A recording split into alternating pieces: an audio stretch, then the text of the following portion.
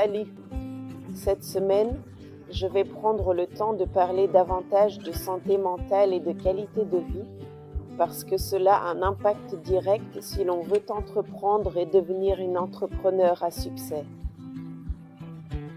On a besoin que tout ça fonctionne très bien et soit en pleine forme. Pourquoi? Parce qu'on l'a déjà vu, il existe de nombreux cas d'entrepreneurs, de personnes à succès qui, justement parce qu'ils n'avaient pas ça bien en place, bien clarifié, ou fait faillite, parfois, ont très bien réussi mais ont fini par tout perdre, ou encore ont perdu leur famille en cours de route. C'est pour ça que je veux aborder ces domaines, même si tu penses que ça n'a rien à voir, en réalité, ça a tout à voir. Donc, je veux aborder cela comme un tout. Pour faire un gâteau, on ne met pas juste de la farine, on ne met pas juste du lait, des œufs et plein de petites choses dedans, des arômes, du chocolat, de la fraise, enfin, de la levure, n'est-ce pas? Il faut tout mélanger pour obtenir un gâteau complet, bien fait. Si je fais le gâteau sans mettre d'œufs, ça peut marcher, mais ce ne sera pas pareil. Si je fais le gâteau sans mettre de levure, ça peut marcher, mais ce ne sera pas pareil. C'est là qu'on comprend la nécessité de réaliser que nous faisons partie d'un tout. Pour réussir à entreprendre en tant que femme à succès, il faut avoir l'Esprit Saint, des connaissances solides et que tout fonctionne, d'accord? Tu n'arriveras pas à entreprendre si tu es stressé, si tu te sens seule, si tu ressens de la solitude, si tu es anxieuse, ça ne marchera pas. Oublie, vraiment. Tu vas te décourager en cours de route où tu vas perdre de l'argent, d'accord? C'est pour ça qu'il est important d'aborder tout ça de façon globale. À ce propos, je veux aborder quelque chose de très important parce que, voilà, je suis chrétienne et mon plus grand objectif dans la vie, c'est que ma fille développe sa foi en Dieu. Oh, Aline, mais est-ce que c'est vraiment important? Pour moi, oui. Pour ma fille, je veux que ce soit aussi le cas parce qu'aujourd'hui, dans le monde, on voit à quel point les jeunes sont perdus et comment ces nouvelles générations de toutes jeunes filles sont déjà, tu vois? Enfin, disons-le franchement, elles passent plus de temps au lit qu'à vautour en plein vol. C'est effrayant, mais vraiment effrayant, à un niveau extrême, vraiment extrême. C'est de là qu'émerge la nécessité, pour nous en tant que mères, d'instruire. La Bible a un verset que je garde pour la vie, parce que ma mère me l'a appris, instruis l'enfant dans la voie qu'il doit suivre. Quand il sera grand, il ne s'en détournera pas. Et vraiment, je le prends à cœur. Je dois avouer que ma jeunesse a été assez turbulente, mais je suis revenue sur le bon chemin. Je ne me suis pas perdue parce que ma mère, depuis toute petite, m'a enseigné. Et au milieu de tout ce tumulte, j'ai toujours eu beaucoup de foi. Si votre foi n'est pas en Dieu, suivez votre religion. Je parle de ma foi. Je suis chrétienne, d'accord?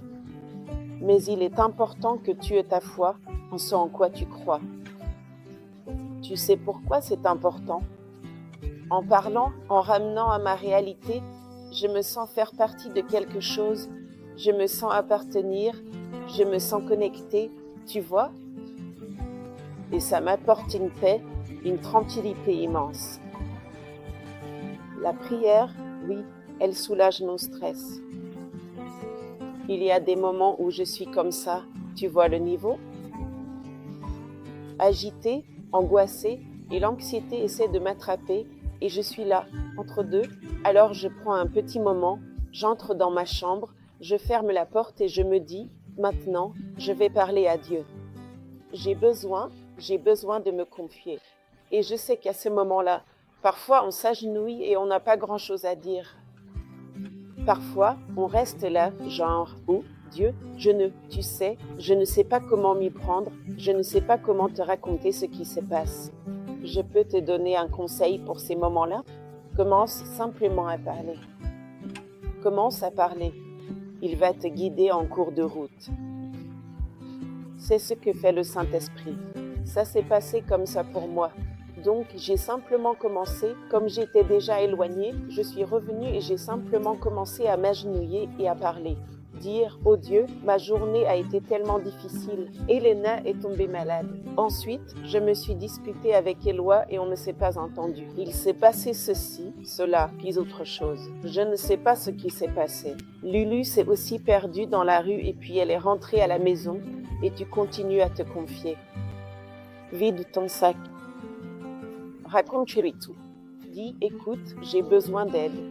Je ressens. Exprime ce que tu ressens. C'est ton moment pour te confier. C'est ton moment.